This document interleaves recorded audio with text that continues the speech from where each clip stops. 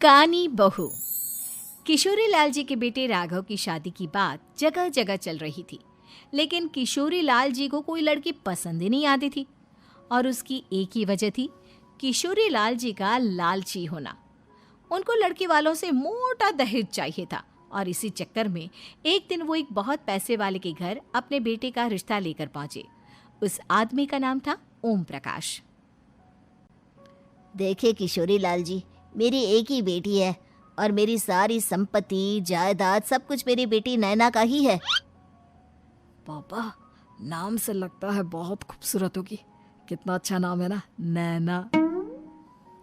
ओ, वैसे बात तो सही है आपकी। अब इतना पैसा है, जमीन जायदाद है, इकलौती बेटी, आप भी क्या करेंगे? सब कुछ उसे ही देंगे ना। बिल्कुल ठीक पहचाना आपने। बस बेटी की शादी और सारी जायदाद उसके नाम। पापा, बिना देखे हाँ कर दीजिए ना। इतना अच्छा रिश्ता फिर कहाँ मिलेगा? माला माल हो जाएंगे हम।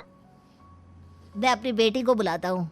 अरे नहीं नहीं नहीं नहीं, आपकी बेटी का नाम नैना है, सुनकर ही लगता है बहुत सुंदर होगी। रहने दीजिए अंकल, मैं तो आपकी बेटी के नाम से ही इतना खुश हो गया हूँ कि उसे बिना देखे शादी करने को तैयार हूँ। अब तो मैं उसका चेहरा सीधे शादी के बाद ही देखूंगा।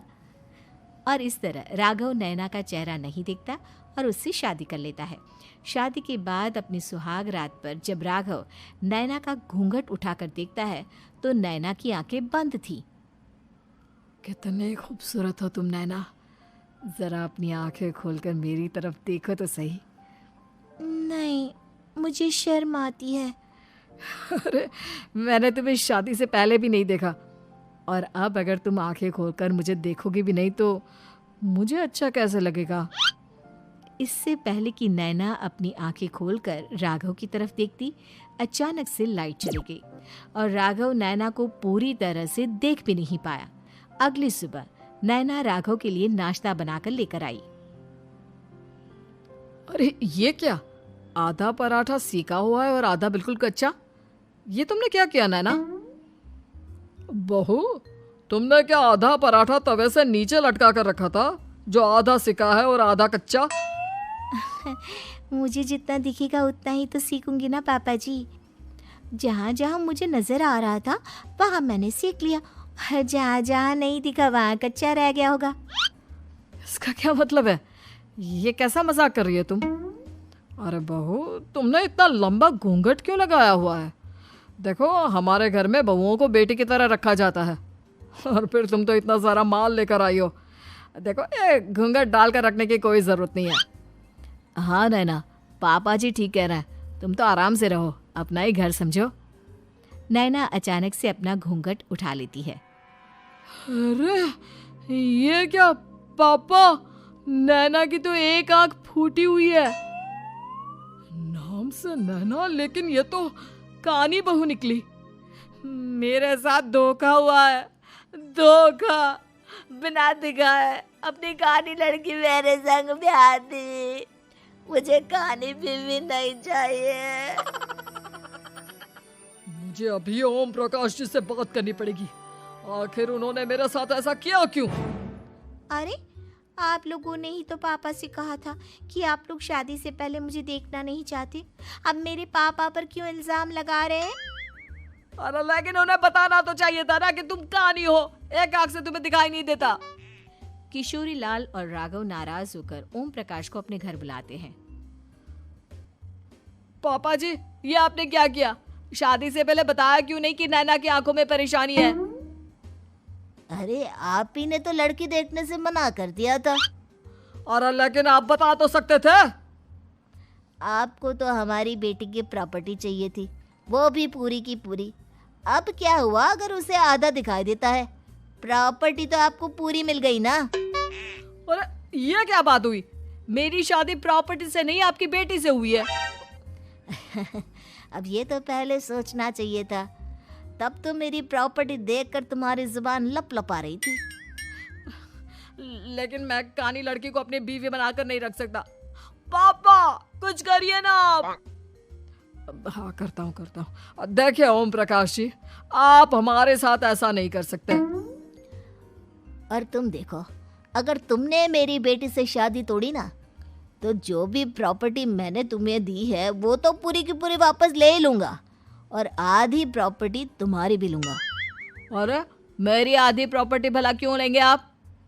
इसलिए क्योंकि मेरी बेटी को आधा नज़र आता है और उसकी नज़र अभी तक तुम्हारी आधी जायदाद पर ही पड़ी है।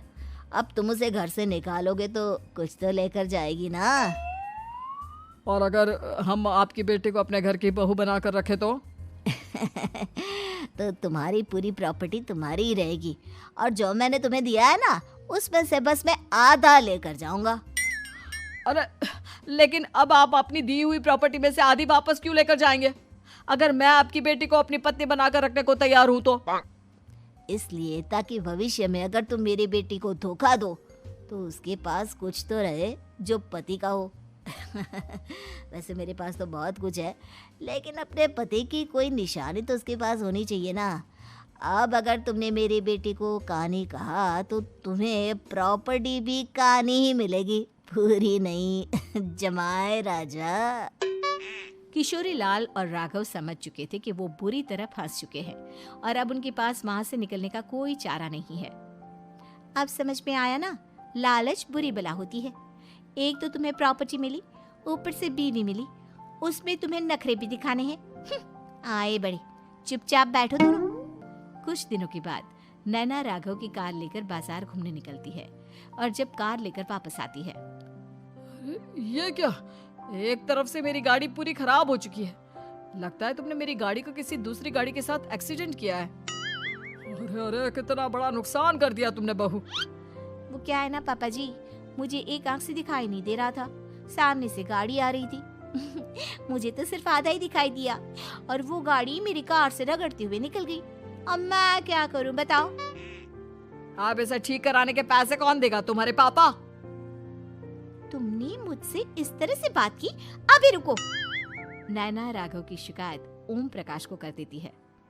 देखो राघव, अब जो मेरी आधी प्रॉपर्टी तुम्हारे पास थी ना, उसमें से आधी और मैं लेकर जाऊंगा, क्योंकि तुमने मेरी बेटी को डांटा। अरे नहीं नहीं पापा जी, गलती हो गई, माफ कर दो। गलती की तो कोई गुंजाइश ही नहीं। अगली बार मेरी बेटी को डांटा तो बची हुई आधी में से आधी और ले जाऊंगा। लालच के चक्कर में हम दोनों ने बहुत बड़ी गलती कर दी बेटा। एक तो तुम्हें कानी बहू मिली और ऊपर से जो माल मिला वो भी काना। इस तरह राघव की हर एक गलती पर ओम प्रकाश उसकी प्रॉपर्टी का आधा आधा हिस्सा लेकर अपना सारा माल वापस ले गया और राघव को कानी बीवी से काम चलाना पड़ा। भाई लालच वाकई में